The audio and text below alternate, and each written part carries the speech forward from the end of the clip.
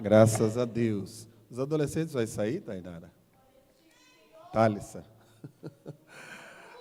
Podem. Os adolescentes e as crianças. Irmãos, nós estamos aí no estudo. Eu até quero agradecer aos irmãos. Eu não sei se ele está ouvindo também, irmão Moraes assistindo aí pela internet, né? Alguns irmãos ouvindo. E tem aí louvado a Deus pelo estudo de terça-feira, que a gente está falando sobre a nossa caminhada. Eu agradeço os irmãos. Tem muitos irmãos aqui que sempre estão nos dando uma palavra de incentivo para a gente continuar, né? E nós vamos terminar. Quem sabe a hora que terminar o arrebatamento a Canaã. Sintonize, irmãos, na Gospel FM 104,9, programa Vencedores em Cristo. Estamos ali falando para os homens, né? Acerca dos privilégios e da responsabilidade do marido. E é uma palavra muito forte. Mas Deus quer nos corrigir, nos fortalecer, como o tema que eu estou trazendo ali, é o relacionamento saudável. E Deus quer curar, restaurar e trazer saúde nos lares e abençoar as famílias. E eu sei que muitas pessoas estão sendo alcançadas. Ore em nosso favor. Hoje pela manhã, encontrei com a irmã Cláudia, e ela disse: pastor, estamos orando. Eu disse: eu sei. E também sei que grandes livramentos Deus tem dado através da oração, do ciclo de oração que está orando pelos enfermos. E é isso mesmo, e Deus vai restaurar com cura, milagres e maravilha. Pastor Adelino, missionária Cecília e pastora Cristina estavam viajando, vieram, né? A irmã Cecília disse: pastor, estaremos lá para o seu aniversário, ainda vamos ficar para a ceia, né? Eles estão ficando muito em Goiânia. Gente abençoada é assim, irmão. Tem casa de veraneio, tem... é na capital, é nas águas quentes, né? Que bênção. Deus abençoe. Irmã Cecília, irmão, ela é uma animação total, né? Glória a Deus por isso. Irmão, sem delongas, porque a hora não nos espera e nós não vamos passar do horário, até amanhã temos programação e também temos uma reunião da EBD. Abra a sua Bíblia, no capítulo 17 de Mateus. Terça, se Deus permitir, a gente vai continuar o estudo aí. Estamos quase terminando o outro também. No capítulo de número 17, Mateus não, irmãos, perdão, Lucas, capítulo 17. Eu estava lendo esse capítulo, e principalmente o início dele. Podem ficar assentados mesmo. Tem mais alguém nos visitando, irmãos? Falando rápido, né? Deus abençoa. Vou falar os filhos da irmã Maria Mérgio, né? Ela está para Uberlândia. Ainda está, né? Cuidando do seu tio lá. Chegou? Amém. Diz assim a palavra do Senhor. E disse aos discípulos: é impossível que não venham escândalos, mas ai da parte por quem vierem. Melhor lhes fora que pusesse ao pescoço uma pedra de moinho e fosse lançado ao mar, do que fazer tropeçar um destes pequenos. Olhai por vós mesmos, e se o teu irmão pecar contra ti, repreende-o, e se ele arrepender, perdoa-lhe. E se pecar contra ti 7 vezes no dia, e 7 vezes no dia vier ter contigo, dizendo: arrependo-me, perdoa-lhe. Disseram então os apóstolos ao Senhor: acrescenta-nos a fé. E disse o Senhor: se tivesseis fé, como um grão de mostarda, direis a esta amoreira: desarraiga-te daqui e lança-te no mar, e ela vos obedeceria. E qual de vós terá um servo a lavrar ou a apacentar gado, a quem, voltando ele do campo, diga: chega-te e assenta-te à mesa, e não lhe diga antes: prepara-me a ceia, cinge-te e serve-me até que eu tenha comido e bebido, e depois comerás e beberás tu? Porventura, dá graças ao tal servo, porque fez o que lhe foi mandado? Creio que não. Assim também vós, quando fizerdes tudo o que vos for mandado, dizei, somos servos inúteis, porque fizemos somente o que deveríamos fazer. Obrigado, Senhor, pela Tua palavra, e que o Senhor, através desta mensagem, do Teu Espírito Santo, da minha vida como instrumento, venha nos trazer esta mensagem para a nossa edificação, consolação e até mesmo exortação, em nome de Jesus. Irmãos, esse texto me chama muita atenção, eu até marquei algumas coisinhas aqui, anotei rapidinho, porque nós todos queremos ter fé, só que quando a gente fala de fé, parece que é só para conquistar uma bênção ou receber um milagre. Mas nós vamos ver aqui Jesus trazendo um ensinamento muito importante para os seus discípulos, que eles chegam à conclusão de que a fé deles, a fé cristã, a caminhada deles estava fraquinha, e eles precisavam de entender o que era ter uma fé em Cristo, o que era viver o verdadeiro evangelho.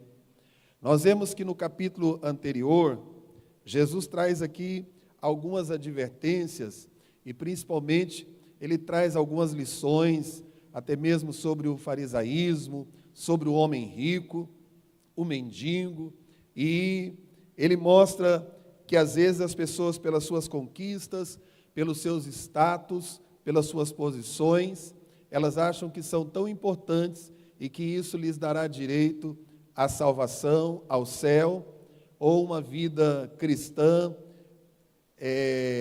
olhando e dizendo como é crente, como é homem de Deus, mulher de Deus.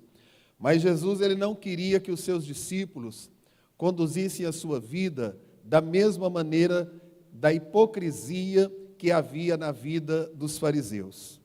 Então ele traz uma mensagem tão importante e ele começa a dizer acerca de escandalizar o irmão.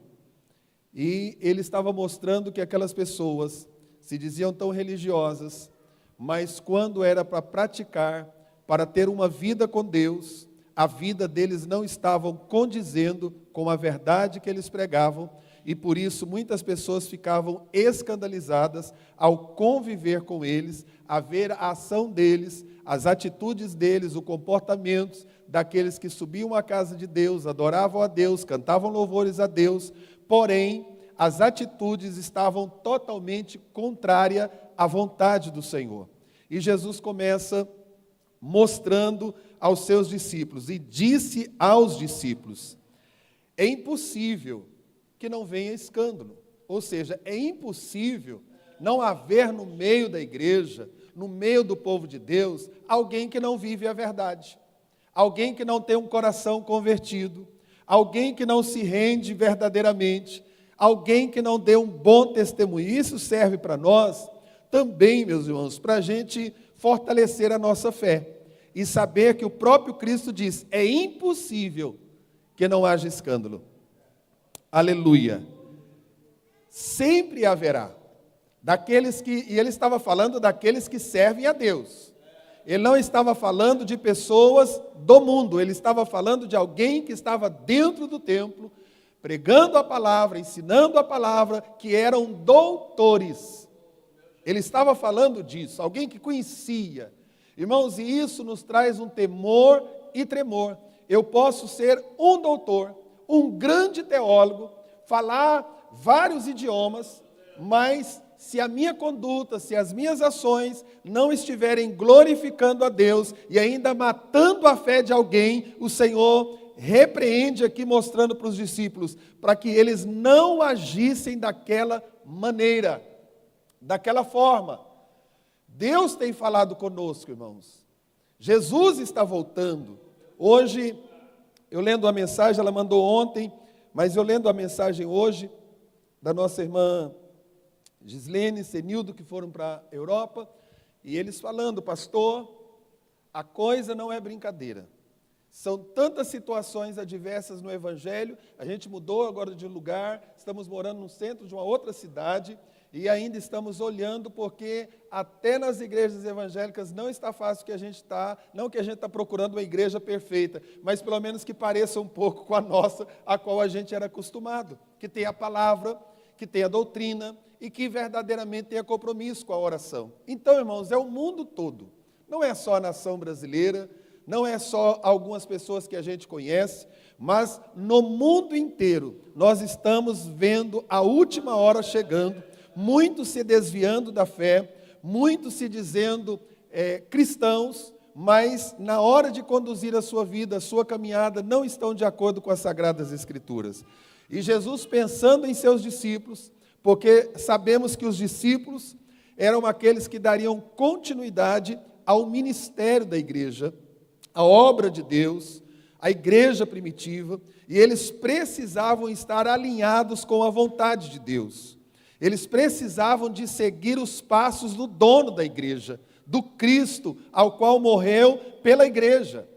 E é muito importante isso, porque o nosso maior exemplo é Cristo, irmãos.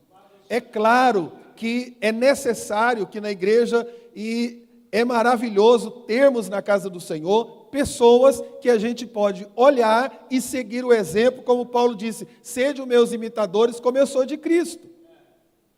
Mas o Senhor estava aqui delegando para eles algo muito importante. Mas nós vamos ver nesse texto aqui, que também eles acharam algo tão difícil. Porque a caminhada cristã, irmão, ter uma vida santa, viver o verdadeiro evangelho, não é mamão com açúcar. É renúncia, é lágrimas, é a nossa guerra interna, o espírito lutando contra a carne e a carne contra o espírito. É uma guerra contra os demônios. A nossa luta não é contra a carne, não é contra sangue, mas é potestades, principados, querendo nos tirar do alvo, do propósito e da vontade do Senhor. E por isso, ele traz dizendo, é necessário que venham os escândalos. É necessário que isto aconteça, mas também ele disse, ai da parte daqueles que veem o escândalo. Ou seja, o tratamento com eles, a severidade do juízo sobre eles, será tão grande que antes eles não cometessem isso e sumissem dentro do mar com a pedra marcada no pescoço, amarrada no pescoço. De tamanha é o escândalo causado por um cristão, por um crente. E, discorrendo o texto, que é onde eu quero estar mostrando aqui para os irmãos, aquilo que Deus colocou no meu coração, nós vemos algo importante. Os discípulos iriam ensinar outras pessoas. Irmãos, nós fomos chamados para fazer discípulos. Nós somos chamados para ensinar os nossos filhos, para ensinar os novos convertidos, para ensinar os jovens, os adolescentes, as crianças, os nossos filhos, os nossos netos. Tem irmãos aqui que têm bisnetos. Então é uma grande responsabilidade para aquele que ensina. A nossa vida, irmão, já é uma grande responsabilidade como crentes, como servos de Deus. É uma grande responsabilidade. Não pense você, irmão, dizer por aí que é crente, que você não tem a responsabilidade. É uma grande responsabilidade. Porque nós estamos dizendo para o mundo, nós parecemos com Jesus, obedecemos Jesus, estamos aguardando Jesus e vivemos para a glória de Jesus. É uma grande responsabilidade sobre isso. E essa grande responsabilidade, os discípulos estavam assumindo para levar o Evangelho. A igreja do Senhor, já se passaram 2000 anos. A igreja não parou. Primeiro, porque Cristo é o dono da igreja. Segundo, porque Ele fez uma promessa, que nem as portas do inferno prevalecerá contra a igreja. Mas, porém, irmãos, a igreja, durante toda a sua trajetória, a igreja passou por várias situações adversas. situações que parece que a igreja iria sucumbir, mas com alianças, com tantas coisas que foram feitas na caminhada, mas Deus sempre levantou os remanescentes. Deus sempre levantou aqueles que levantam a bandeira do verdadeiro evangelho com o verdadeiro propósito, que é glorificar a Deus e ganhar almas para o reino do Senhor. Glória a Deus por isso. E nós vemos que, assim, como uma grande responsabilidade, é uma grande responsabilidade, né, doutora Mariana? A senhora vai lá para o hospital, vai atender crianças, filhas dos outros. O diagnóstico, uma medicação que vai dar, é uma grande responsabilidade, né, doutor Elifas? É uma grande responsabilidade. E da mesma forma, irmão, nós estamos também tratando de vidas, curando vidas, restaurando vidas, salvando vidas, levantando vidas. Temos uma grande responsabilidade nisso aí. Glória a Deus. E aí o Senhor começa no versículo de número 3, aliás, ele termina o 2, falando que dos que fazem tropeçar um desses pequenos. Só firmando aí um pouquinho sobre isso aqui. Irmãos, há muitas pessoas que vieram para Cristo com o desejo de seguir a Cristo, Mas, porém, por causa da conduta de muitas pessoas, essas pessoas foram escandalizadas, desistiram da caminhada. E a gente precisa de entender que não é dizer assim, como eu aceitei Jesus na minha casa, tenho 40 anos de fé, meus pais não eram crentes, a minha família ninguém era crente, mas eu venci todas as coisas e estou aqui. Não é assim, irmãos. É claro que exigiu de mim uma renúncia, uma vida de oração e de compromisso com o Senhor. Mas cada um tem uma forma. Cada um, irmãos, veio de uma família, de uma situação. Existem muitas pessoas, elas vêm do mundo dilaceradas, destruídas, sem esperança de vida, sem esperança de perdão, sem esperança de salvação, sem esperança de uma vida nova.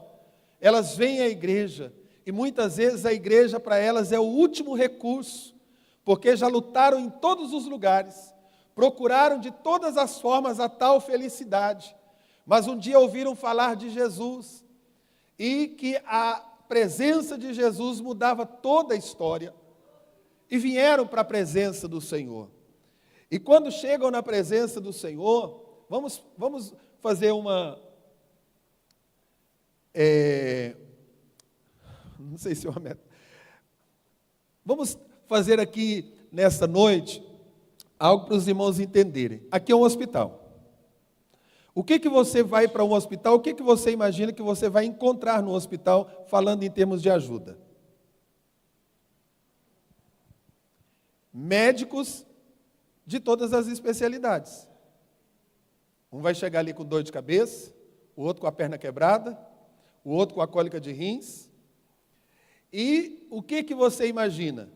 Que naquele hospital, alguém vai lhe atender, principalmente o médico. Eu creio que os nossos aqui é tudo de Deus. Irmão, a forma do médico te receber, ele pode te matar ali. Minha mãe mesmo fala, só de falar um daí para mim, ele pode me matar lá dentro da sala dele. Só a notícia que ele me dá é a forma que ele me dá. Então, a gente depois de sermos atendidos, o que nós pensamos? Vamos tomar um medicamento. Você já viu pessoas que, às vezes, ele sai contrariado porque o médico não deu nem um remedinho para ele. Nem que seja uma dipirona, para dizer, toma essa dipirona. Porque ele imagina isso. E quando ele é bem atendido, ele toma aquela medicação, irmãos, volta para casa diferente, pronto para ser restaurado. A casa do Senhor é da mesma maneira. As pessoas que vêm, pelo menos eu tenho 40 anos de fé, e eu desejo estar aqui para adorar a Deus. Sempre a minha preocupação de vir à casa do Senhor não é para reparar ninguém, não é para ficar criando confusão com ninguém, mas é me alegrar como no dia de hoje, depois de passar um domingo em casa assistindo, né? O culto que foi uma bênção, o pastor Isaías estava inspirado, abençoado. Eu disse, meu Deus, esse homem hoje está uma bênção.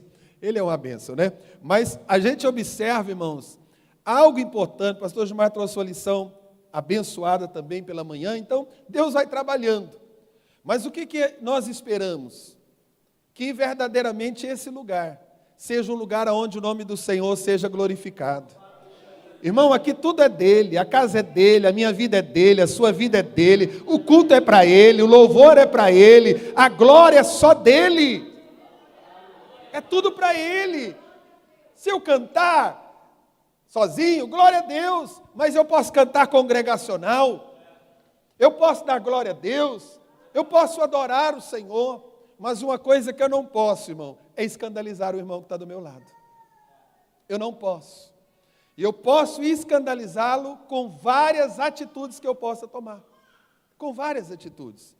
E às vezes existem pessoas que poderiam estar aqui louvando a Deus, mas não vêm por causa de atitude de alguém desta igreja. Não estou falando isso porque alguém falou mais isso. Não, no geral, irmãos. Por causa disso. E a obra de Deus, Jesus ensinando aqui, ele disse, olhai por vós mesmos.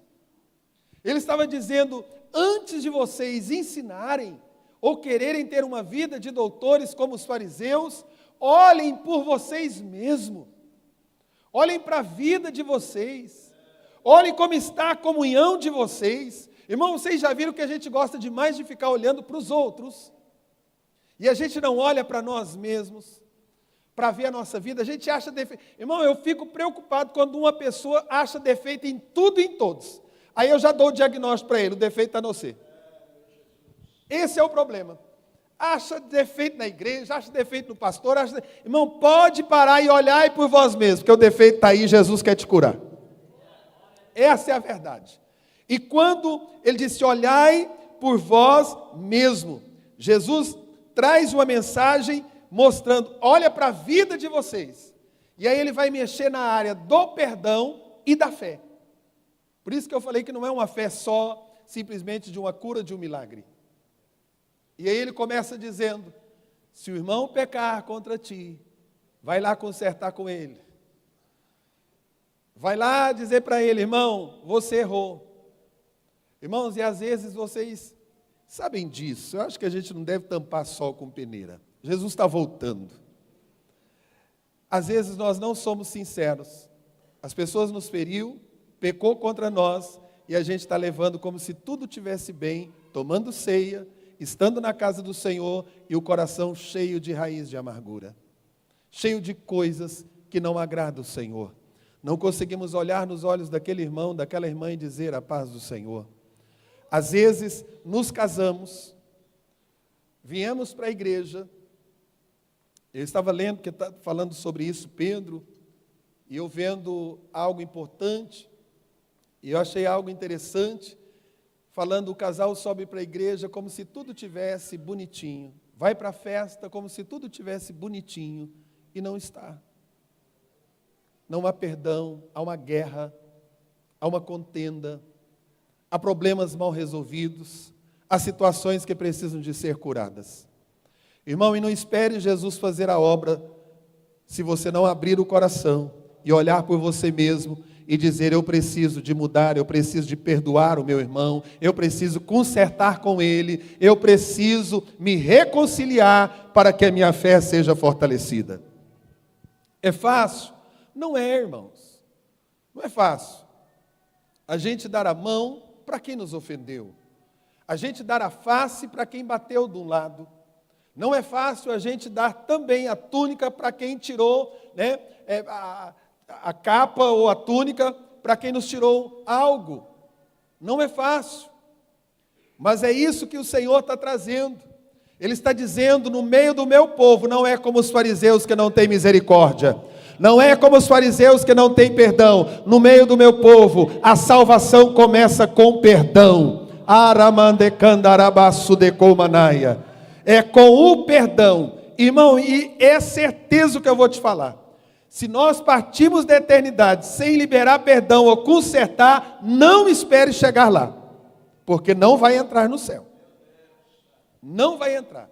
E a coisa é tão séria que há outro texto que Jesus diz que na hora do ofertório. Irmãos, parece que na hora da oferta é uma coisa tão simples, mas é algo tão sério.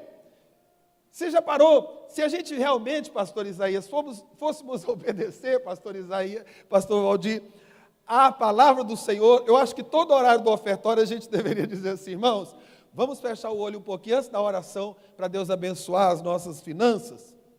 Vamos parar um pouquinho agora e lembrar como nós estamos com alguém. E a gente faz isso todos os cultos, sem lembrar disso, desse tão grande ensinamento, dizendo, se você lembrar que tem alguma coisa contra alguém, ou o seu irmão tem alguma coisa contra ti, primeiro você vai, conserta, e depois volta e oferece a tua oferta. E aí o Senhor disse, fale com ele, se ele arrepender, se ele quiser reconciliar. Agora tem gente, irmão, que a gente quer reconciliar com ele, que a gente quer amá-lo, que a gente quer ter comunhão com ele, mas o coração está tão cheio de si, de vaidade, que ele não quer. Aí está igualzinho aquele povo que diz assim, eu morro, mas não te perdoo. Eu vou levar isso para a sepultura. Só que ele esquece que ele também vai levar para o inferno, porque não vai ficar só na sepultura. Então é muito sério o que Jesus estava ensinando, irmãos. E eu meditando nesta palavra, e pensando, meu Deus, que coisa séria na nossa vida. E ele disse, se ele arrepender, perdoa. E eu fui olhar isso aqui no original, ele está dizendo assim, reconcilia, vive em paz, tenha comunhão, porque houve um arrependimento, houve um momento de restauração, porque o perdão, irmão, ele restaura a mim, que às vezes estou ofendido, e restaura também quem me ofendeu, mas principalmente a mim, que fiquei ofendido. E é por isso que nós vemos aqui, e a gente precisa de reconhecer, irmão, tem marido que erra, e não pede perdão para a mulher. Tem mulher que erra e não pede perdão para o marido. Tem pastor que erra e não pede perdão para a igreja. Tem membro que erra um com o outro e não pede perdão, irmão com irmão. E aí, irmãos, quer vitória? Não tem vitória não, tem porta travada, tem demônio atuando, tem legalidade para o inferno. A coisa é muito séria. E por isso, ele nos mostra dentro desse texto, e aí ele diz assim, olha, e o que eu acho lindo em Jesus é porque ele sabe que somos humanos, e que eu posso errar hoje, mas eu posso também errar daqui a pouco. Quem é o casal que está aqui, que não perdoaram um ao outro por causa de uma situação, e daqui uma semana aconteceu um outro fato que parece que foi pior do que o que ficou para trás? Mas é isso que o Senhor estava mostrando. Ele relata aqui, mostrando acerca dos discípulos, como eles deveriam fazer. Por que ele traz essa palavra? Mas 7 vezes. Sabe o que ele está mostrando? Que o perdão, quando ele é genuíno, ele não fica contando quantas vezes são. Quando ele é genuíno, ele não fica olhando se a pessoa falhou 2 vezes, 3 vezes, 10 vezes. Ele está mostrando que o perdão foi genuíno, foi verdadeiro, foi sincero. Ele diz, está perdoado e é genuíno. Ele não vai remoer mais aquilo. Irmão, que coisa terrível. É quando, principalmente, vamos falar de casal, quando um casal perdoa, libera o perdão para o outro, depois fica remoendo aquilo lá. Parecendo vaca, depois de alimentar, vai jogando de novo, vai remoendo. Passa o dia inteiro remoendo, a noite inteira remoendo. Irmãos, o Senhor não nos chamou para ter bucho de vaca, ficar remoendo, mas o Senhor nos chamou para ter algo genuíno. Jesus perdoou o meu e o seu pecado. Ele não fica lançando isso no nosso rosto. Ele não fica tratando a gente ainda e dizendo, mas lá atrás você pecou, lá atrás você errou, lá atrás você fez isso. Não. Eu estava vendo o culto E é claro que eu tenho que puxar a sardinha para a minha lata, quando eu achei interessante a fala do Mateus domingo, quando ele estava falando sobre Manassés, um homem que teve tudo para ser fiel, porque o seu pai deixou bons exemplos, mas um homem que foi levado de uma forma tão vergonhosa, porque ele colocaram até argolas no seu nariz e levaram ele, mas um homem que se arrepende e um homem que é restaurado. Irmãos, nesta noite, se nós arrependemos, tem restauração para a nossa vida, tem promessas para serem cumpridas, tem propósitos do Senhor sobre nós, de uma forma muito especial, e esse perdão genuíno era algo que o Senhor estava mostrando aqui para eles, e Jesus mostrou aqui não apenas quantidade, mas o que Jesus estava tratando aqui, não era de quantidade, Jesus estava tratando aqui da forma genuína, do verdadeiro arrependimento e do verdadeiro perdão. Era isso que o mestre tratava aqui, de algo sincero, de algo genuíno da parte dos cristãos. Vocês imaginem, irmão, os discípulos, porque vocês sabem muito bem como os discípulos cometeram também vários erros. Um queria ser mais do que o outro, um queria sentar à direita, o outro à esquerda, até a mãe de um orientou Jesus dizendo, olha, faz assim, assim com os meus filhos, eles são maravilhosos, e o lugar que eles merecem é um à esquerda e outro à direita. Mas, quando nós olhamos para esse texto e vemos o ensinamento do Senhor, ele está falando de algo de qualidade.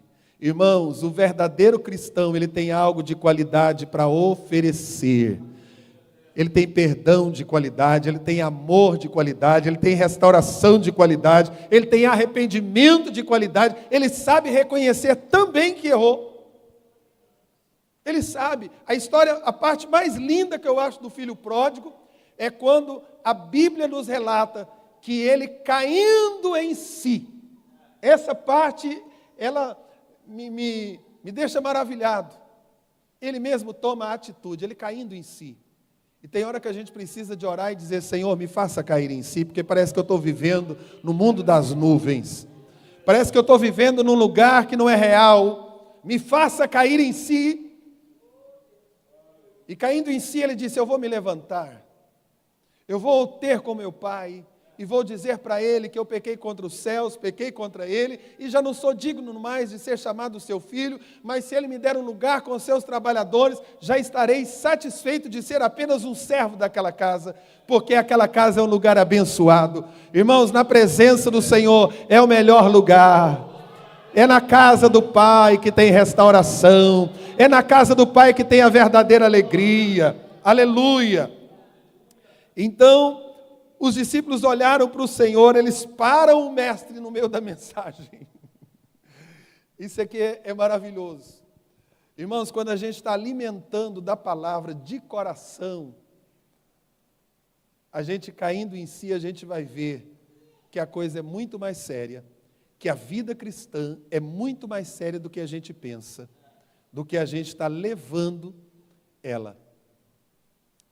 E eles olham para o Senhor e disseram, então os apóstolos ao Senhor, acrescenta-nos a fé. Essa parte aqui é uma parte tão forte, aleluia, porque a fé não é algo que nós usamos apenas, como eu já disse, para um milagre e para uma cura. É algo que nós usamos para benefício de outros também. E o que eles puderam entender? Senhor, a nossa fé não é suficiente para ajudarmos a outros, perdoarmos a outros e ensinarmos a outros. Eu acho que a preocupação maior deles aqui é dizendo, como nós iremos ensinar? Como discípulos, eles sabiam o que era ser discípulos. Eles sabiam o que era estar aos pés de um mestre naquele tempo. E quando o mestre os tratava e os ensinava para que eles pudessem dar seguimento e também se tornarem mestres, ajudarem a outros, fortalecerem a outros. E eles olharam e disseram, aumenta-nos a nossa fé, dá-nos uma fé capaz de ser maior do que o nosso ego, de ser maior do que a nossa vontade, de ser maior do que a maneira que o mundo vive, de ser maior do que a forma que os fariseus estão vivendo. Aleluia! E a gente precisa disso, irmãos. E eles disseram: Senhor, nós temos uma fé, mas a nossa fé, ela não alcançou ainda esse propósito. E é por isso que usa aqui a palavra acrescenta. Você vai fazer um bolo, uma receita, e diz: acrescenta o açúcar, acrescenta isso, acrescenta mais aquilo. Não é assim que a gente fala? E é isso que eles estavam dizendo. Acrescenta-nos a fé, que nesta noite, o Santo Espírito de Deus, que move no nosso meio e vive dentro de nós, nos ajude a ser acrescentada esta fé, de glorificar a Deus, de negar a nós mesmos e de fazermos a vontade do Senhor para ajudar a outros, viver em comunhão com outros e abençoarmos a vida de outros. Aleluia! E já encerrando, o Senhor olha para eles e disse o Senhor: se tivesseis fé como um grão de mostarda, direis a esta amoreira: desarraiga-te daqui e planta-te no mar, e ela vos obedeceria. Ou seja, tem até uma anotação: um grão de mostarda tão pequeno, mas está tão vivo, que pode descer ao profundo da terra, para sair dali grandes coisas, depois de ser descida. Uma semente. E o que o Senhor estava mostrando para eles? Se a fé de vocês, ainda que sejam pequena, mas se vocês estiverem dispostos a obedecer, a crer, a viver. Porque, irmãos, é como se os discípulos estivessem dizendo para o Senhor: nós não damos conta de sermos crentes desse jeito. Nós não damos conta, humanamente falando, de obedecer esta palavra. E é verdade, tem muitas coisas na nossa vida, irmãos. Por isso que Jesus disse para os seus discípulos: sem mim, nada podeis fazer. Sem a presença de Deus, nós não damos conta de sermos fiéis, de amarmos de verdade, de perdoarmos, de termos comunhão, de vivermos o verdadeiro Evangelho. Mas o que me alegra é que Jesus disse que nós não estamos sozinhos. Ele enviou o Consolador, o Ajudador, o Espírito Santo, está com a igreja, convencendo, mostrando aonde nós precisamos melhorar, nos alegrando, falando conosco, nos renovando, nos enchendo de azeite a nossa botija, fortalecendo a nossa vida, para que a gente possa cumprir a vontade do Senhor na nossa vida. Glória a Deus por isso. E aí, ele fala sobre o servo, e eu já encerro esta palavra, mostrando algo muito importante, que também quando ele fala da mostarda, ele não estava falando de quantidade, ele estava falando da qualidade de uma fé. Porque às vezes nós queremos, parece, uma quantidade de fé. É como uma mensagenzinha do Daniel Iense, que eu sempre solto ali. Alguém me perguntou esses dias: pastor, essas mensagens rápidas que o senhor solta, quem é que fez elas? É Daniel Iense, é lá da rádio Marumbi, que tem essas mensagens. E aí ele fala que alguém foi para a loja do Senhor. E chegou na loja do Senhor, parecia alimentos da terra. Viu vários tipos de sementes e coisas lá. E aí, me dá 1 quilo disso, me dá 1 quilo daquilo, querendo algo, né? Já pronto. E o Senhor disse: não, aqui na loja de Deus, o que a gente vende é a semente. Agora é você que vai plantar, vai cultivar para que ela cresça e floresça e dê frutos e seja abundante. Uma coisa é você chegar na feira, não é facinho, você chegar lá e comprar um pé de alface, um palito de alface. É só chegar e pegar. E às vezes a gente ainda olha e diz: está meio caro hoje, né? Mas às vezes não sabe que o tempo era chuvoso. Mas agora, irmãos, você plantar semente de alface, preparar um canteiro e estar lá todo dia regando, pondo adubo, até que ela esteja pronta. Aí você olha e diz: se eu fosse feirante, eu nem vendia por aquele preço. E é isso que o Senhor está mostrando para eles, que a nossa fé, ela precisa ser regada para que ela possa crescer, regada de Cristo, da palavra de Deus, da comunhão com o Espírito Santo e da presença do Senhor na nossa vida. E ele fecha com o servo, mostrando algo importante aqui acerca desse servo. E deixa a semente de Deus crescer no seu coração, tá, irmãos? Essa palavra que está sendo lançada hoje é uma semente. Deixe ela crescer e florescer e frutificar no seu coração. E encerramos. Porventura, vem um servo, depois de lavrar, depois de apacentar o gado, ele volta do campo, ele chega e alguém convida para ele sentar na mesa. O que a gente imagina? Esse coitado desse trabalhador, ficou no sol o tempo inteiro, cuidando de gado, correndo atrás de gado, sujeito a levar cabeçada, pesada, lavrou a terra, o sol castigante, não tinha os maquinários que tem hoje. E aí ele chega e alguém disse: senta-te à mesa. Você tem direito à mesa. Senta-te à mesa. Mas antes, prepara-me a ceia. Esse aqui é forte. Chegou, pastor Rocha, cansado da lavoura.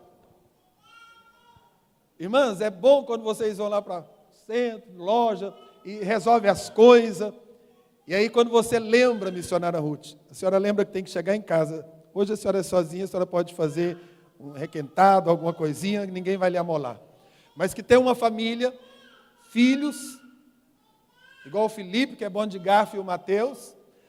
Aí você diz assim: cansado, eu ainda tenho que preparar a comida. Ah, meu Deus, se eu fosse rica, se eu fosse rico, eu já mandaria aqui, viria. Não é assim, missionária Elaine? Que às vezes a gente fica. Aí o lavrador chega dizendo: que maravilha, como diz o pastor Josué, fui convidado para ir à mesa, vou almoçar, vou comer. Aí o Senhor diz assim: primeiro prepara a ceia. Primeiro prepara as coisas, aleluia, cinge e serve-me. Depois de eu ter comido e bebido, vocês comem e bebem. Sabe o que o Senhor estava ensinando para os seus discípulos? Primeiro vocês foram chamados para servir, depois vocês serão servidos. E a gente precisa de mudar essa mentalidade. Porque muitas vezes a gente só quer ser servido, servido por Jesus, servido pelos anjos, servido pela igreja, servido pelos irmãos, mas o Senhor nos mostra que Ele nos chamou primeiro para preparar a mesa da ceia, para primeiro alimentar a outros, para depois nós nos alimentarmos. Não é assim que uma mãe faz? O filho está chorando, uma mãe que ama, uma mãe de responsabilidade, o que ela faz? Primeiro ela vai amamentar o filho, ele vai calar, ele vai se aquietar, aí ela vai comer. Às vezes está frio, já está gelado, e às vezes até passou a fome. Mas é isso que o Senhor nos ensina. Nesta lição, fomos chamados para servir, irmãos. Que Deus me dê, que Deus nos dê nesta noite um coração de servo, disposto para servir, aleluia. E não é servir de qualquer maneira, não. Pronto, Jesus, já fiz tudo.